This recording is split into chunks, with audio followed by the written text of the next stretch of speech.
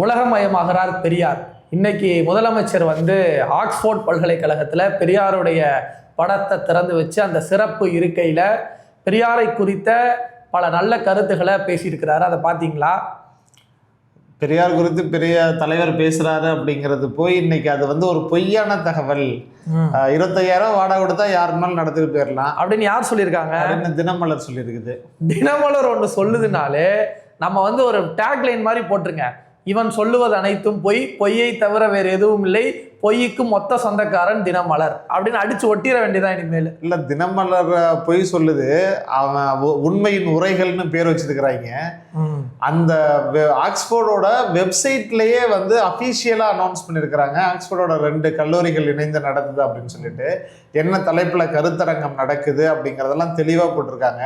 இவங்க வதந்தியை கிளப்புறதுக்கு முன்னாடி, அதுவும் பத்திரிகையில பிரிண்ட் அடிச்சு கிளப்புறதுக்கு முன்னாடி குறைந்தபட்ச அறிவோட அதை போய் கொஞ்சம் பார்த்துருந்துருக்கலாம்.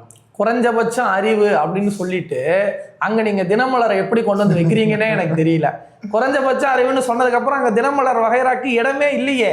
உண்மைதான். அறிவில்லாதவர்களினுடைய மொத்த கூடாரம் அது. அவங்களுக்கு ஒண்ணு தெரியும், உண்மை பரவுறதுக்கு முன்னாடி வதந்தி பரவிடும், நம்ம வதந்தியை பரப்பி விட்டுருவோம் அப்படின்னு. ஆனால் ஆக்சுவலாக இப்போ ஆக்ஸ்போர்டில் 2 கல்லூரிகள் இணைஞ்சு நாங்கள் இந்த நிகழ்ச்சியை நடத்துகிறோம். இதில் முதலமைச்சர் கலந்துக்கிறாங்க, பெரியாரை குறித்து பேச இருக்கிறாங்கிற தகவலாம் அந்த வெப்சைட்டோட லிங்கே நம்ம கொடுத்துருவோம். ஆமாம், சுயமரியாதை இயக்கம் 100 ஆண்டு தொட்டுடுச்சு அப்படிங்கிறதுனால அதை கொண்டாடக்கூடிய வகையில் தந்தை பெரியாருடைய படம் அங்கே திறக்கப்படுது. தமிழ்நாட்டினுடைய முதலமைச்சர் மாண்புமிகு தளபதி அவர்கள் அந்த சிறப்பு கருத்தரங்கத்தில் அவரும் பேசுகிறாரு. ஒரு நாள் முழுக்க நடந்த கருத்தரங்கத்தில் மாலை நிகழ்வில் இவர் கலந்துக்கிறாரு. அதை தெளிவாக அந்த ஆக்ஸ்போர்டோட வெப்சைட்டில் அஃபீஷியலாகவே கொடுத்துருக்காங்க. ஆனால் எப்படி தந்தை பெரியார் உயிரோடு இருக்கும் பொழுதே ஏற்றுக்க முடியலையோ, 50 வருஷம் ஆச்சு, இப்போ வரைக்கும் பெரியார் ஒரு கூட்டத்தை கதற விட்டுட்டு இருக்கிறாருன்னா உண்மையிலேயே ஒரு மகத்தான தலைவராக தந்தை பெரியார் உயர்ந்து நிற்கிறார் அப்படிங்கிறத நம்ம பார்க்க முடியுது.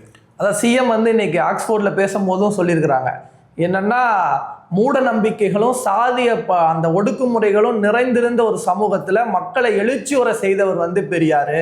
பெரியாரினுடைய கருத்துக்களை ஏற்று அதை அரசியல் இயக்கமாக மாற்றி மக்களின் வாக்குகளை பெற்ற இயக்கம், அந்த இயக்கத்தினுடைய தலைவர் நான் தமிழ்நாட்டுடைய முதலமைச்சர் சொல்ற இடத்துல தான் நமக்கு ஒரு விஷயம் தெரியுது. என்னன்னா, இவங்களுக்கு பெரியாரை பார்த்தாலும் பயமா இருக்கு, இன்னைக்கு பெரியாரை பேசக்கூடிய நம்முடைய முதலமைச்சரை பார்த்தாலும் இவங்களுக்கு பயமா இருக்கு.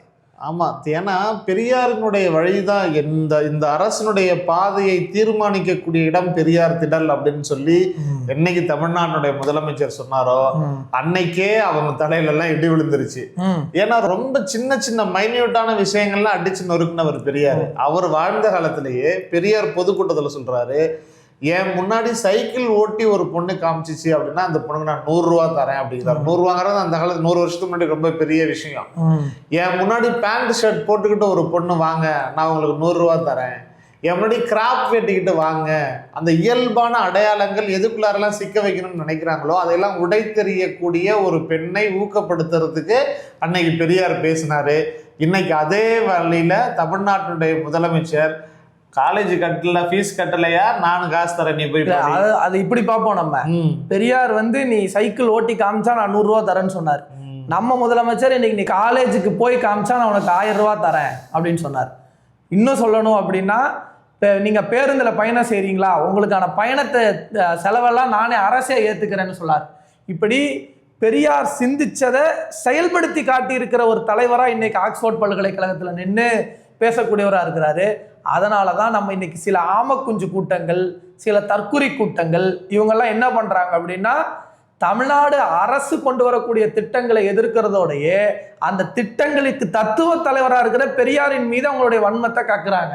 இல்லை, அது இன்னும் இவங்களுக்கு இவ்வளோ வன்மத்தை கக்கிறதுக்கும் கோவத்துக்கும் மிக முக்கியமான காரணம் என்ன அப்படின்னு சொல்லி பார்த்தோம்னா, இன்னைக்கு பெரியாரினுடைய கொள்கைங்கிறது உலகத்தில் இருக்கக்கூடிய எல்லா மனிதர்களுக்கும் பொதுவான ஒரு கொள்கை. சுயமரியாதையோட இருக்கணும் அப்படிங்கிறது தமிழர்களுக்கு மட்டும் இல்லை, எல்லாரும் தன்மானத்தோட இருக்கணும் அப்படிங்கிறது ஒரு தனி மனிதர்களுக்கு மட்டும் இல்லை, உலகத்தில் இருக்கக்கூடிய எல்லா மனித நேயத்தை தாண்டி உயிர் நேயத்தை போதிக்கிறதா உயிர் நேயம்னா மரங்களின் மாநாடா?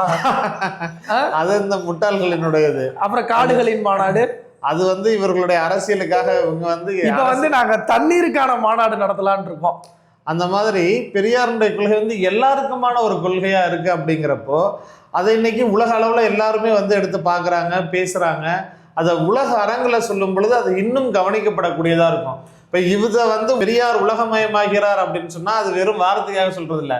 ஏற்கனவே திராவிடர் கழகத்துடைய ஆசிரியர் என்ன பண்ணியிருக்கிறாரு, ஆஸ்திரேலியாவில் போய் நடத்தியிருக்கிறாங்க, அமெரிக்காவில் நடத்தியிருக்காங்க, இந்த கொலோன் பல்கலைக்கழகம் ஜெர்மனியில் போய் தந்தை பெரியாரினுடைய மாநாடு பெரிய அளவில் நடந்திருக்குது. இன்னைக்கு அதை தொடர்ந்து இன்னைக்கு தமிழ்நாட்டினுடைய முதலமைச்சர் நேரடியாக லண்டனில் பேசுகிறார் அப்படின்னா இப்போ உலகம் முழுக்க அறிவு தளத்தில் இருக்கக்கூடியவர்கள் பெரியாரை கவனிப்பாங்க அப்படிங்கிற ஆத்திரம் தான் இன்னைக்கு வன்மமாக கோபமாக இவங்க மூலமாக வெளிப்படுது. அதாவது வன்மம், கோபம் அதெல்லாம் தாண்டி பெரியார் வந்து ஒரு வார்த்தையை சொன்னார். உலகத்தின் தலைச்சிறந்த சொல் ஒன்றா இருக்கும் அப்படின்னா அது சுயமரியாதைங்கிற சொல்லாக தான் இருக்க முடியும். அந்த சுயமரியாதைக்கு இணையான ஒரு சொல்லை வந்து இன்னொரு சொல்லால் அதை ஈக்குவலைஸ் பண்ணவே முடியாதுன்னு தந்தை பெரியார் சொன்னாங்க. அப்போது மனிதர்கள் சுயமரியாதையோடு வாழணும்னு தமிழ்நாட்டில் இருந்து பெரியார் பேசினதுனால தான் இன்னைக்கு யாரெல்லாம் மனிதர்கள்கிட்ட ஏற்றத்தாழ்வு இருக்கணும், ஒருத்தன் கீழானவனாகவே இருக்கணும்னு நினைக்கக்கூடியவங்க யாராலையுமே பெரியாரையும் பெரியாரின் கருத்துக்களை ஏற்றுக்கொண்டவங்களையும் அவங்களால ஏற்றுக்கவே முடியறதில்லை. அதனுடைய வெளிப்பாடு தொடர்ச்சி தான் இன்னைக்கு அவங்க வெளியிடக்கூடிய அந்த அவதூறு பரப்புரையாக இருக்கட்டும், பொய்யுரைகளாக இருக்கட்டும், இது எல்லாமே அதனுடைய தொடர்ச்சி நீட்சியாக தான் நம்ம பார்க்க வேண்டியது இருக்கு. அதான் சுயமரியாதை எனது பிறப்புரிமை அப்படின்னாரு Periyar. Self respect is my birth right. இந்த உலகத்துல இருக்கக்கூடிய எந்த மக்களோட வேணாலும் பொருத்தி பாரு, ஒரு கருப்பினத்தவர் வெள்ளையினத்தவர் அங்க போராட்டமா இருக்கட்டும், இல்ல பணக்காரர் ஏழைன்னு பாகுபாடு பிரிக்கிறவங்களா இருக்கட்டும், ரெண்டு நாடுகளுக்கு இடையில இருக்கக்கூடிய அந்த ஏற்றத்தாழ்வுகள் அவங்களுடைய சண்டையா இருக்கட்டும், இல்ல மதங்கள் அடிப்படையில் ஒடுக்கப்படுறதா இருக்கட்டும், ஒடுக்குமுறைகள் எங்கெல்லாம் இருக்குதோ யாரெல்லாம் பாதிக்கப்படுறாங்களோ அங்க முதல்ல பாதிக்கப்படுறது எது அப்படின்னா செல்ஃப் ரெஸ்பெக்ட் தான். அந்த self respect is my birth right அப்படின்னு சொன்ன தந்தை பெரியாருடைய கருத்து தான் இன்னைக்கு. அதனால தான் நம்ம வந்து உலகமயமாகிறார். நம்ம ஒன்றும் ரெண்டு சிங்னு அடிச்சுக்கிட்டு ஒரு புத்தகத்தை கொண்டு போய் கொடுத்து மண்டையில் கொண்ட வச்சுக்கிட்டு காசு பிடிங்கிட்டு இருக்குல்ல. அதான் இப்போ உலகம் முழுவதும் எங்கெல்லாம் யாரெல்லாம் பாதிக்கப்படுறாங்களோ அந்த பாதிப்புக்குள்ளானவர்கள் பக்கம் நிற்கிறது வந்து பெரியாரிய கருத்துகள், பெரியாரிய கொள்கை. அதே போல தான் இன்னைக்கு தமிழ்நாடுங்கிற இந்த மாநிலம் வந்து ஒன்றிய பாஜக அரசால், ஒன்றிய அரசு கொண்டு வந்து திணிக்கக்கூடிய சர்வாதிகத்தனத்தால், பாசிசத்தனத்தால் பாதிக்கப்படும் போது இந்தியாவில் இருக்கக்கூடிய மற்ற கட்சிகள் அரசியல் ரீதியாக பாஜகவை எதிர்க்குது. திமுகங்கிற இயக்கம் மட்டும்தான் பெரியார் என்கிற கொள்கை தலைவனை கொண்டு பாஜகவை கொள்கை ரீதியாக எதிர்க்க முடிஞ்ச காரணத்தினால இன்னைக்கு பாஜக இந்தியாவில் ஒரு தலைவனை பார்த்து பயப்படுதுன்னா அது நம்முடைய முதலமைச்சர் மாண்புமிகு முத்துவேல் கருணாநிதி ஸ்டாலின் மட்டும்தான். அதை நீங்க எப்படி நினைக்கிறீங்க? அது பாஜகவினுடைய இந்த அச்சத்திற்கு முதலமைச்சரோட மட்டும் இல்ல, இன்னைக்கு துணை முதலமைச்சரை பார்த்தும் பயப்படுறாங்க அப்படின்னு. அதுக்கு காரணம் என்னன்னா அவரும் இன்னைக்கு பெரியாரினுடைய கொள்கைகளை அடுத்த தலைமுறை கொண்டு போகணும் அப்படிங்கிறதுக்காக தொடர்ந்து பாசறை கூட்டமா இருக்கட்டும், அந்த அந்த இளம் தலைமுறையினர் நீ விசில் அடிக்காத, கை தட்டாத, இது வந்து என்டர்டெயின்மெண்ட் பண்ணக்கூடிய இடம் இல்ல, இது ஒரு இன எழுச்சி, கொள்கை முழக்கம், இதெல்லாம் நீ தெரிஞ்சுக்கோ, வரலாறு தெரிஞ்சுக்கோன்னு அவர்களை கொள்கை மயப்படுத்துறாரு. அரசியல் மயப்படுத்துவதை தாண்டி கொள்கை மயப்படுத்துறாரு.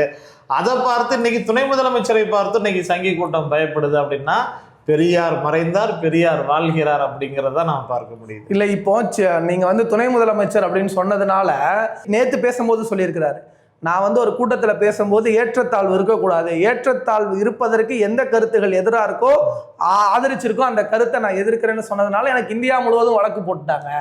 நான் வழக்கை எதிர்கொள்ள தயார், நான் மன்னிப்பு கேட்க மாட்டேன், ஏன்னா நான் பெரியாரின் பேரன்னு நம்முடைய துணை முதலமைச்சர் சொல்லியிருக்கிறாங்க. அப்போ இன்னைக்கு பெரியாரின் பேரன்கள் தான் துணை முதலமைச்சர் சொன்னது மாதிரி, அண்ணன் உதயநிதி ஸ்டாலின் சொன்ன மாதிரி பெரியாரின் பேரன்கள், கோட்சேவின் பேரன்களை எதிர்த்து நடக்கக்கூடிய இந்த போராட்டத்தில் எப்போதும் பெரியாரின் பேரன்களே வெற்றி பெறுவார்கள்.